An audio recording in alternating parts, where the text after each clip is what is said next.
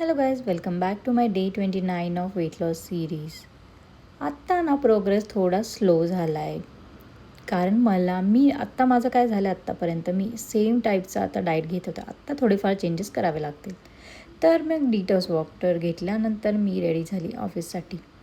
तर ऑफिसमध्ये गेल्यावर मी थोडासा वॉक केला, कामं वगैरे करून रिटर्न घरी आली. मग घरी मी लवकरच येते.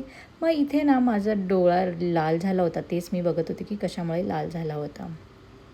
तर माझा फास्ट ब्रेक केला. चिला घेतला होता, सोयाबीन होते, पुलाव होता सोयाबीनचा, पण त्याच्यातलं मी फक्त सोयाबीन घेतले आणि थोडासा राईस.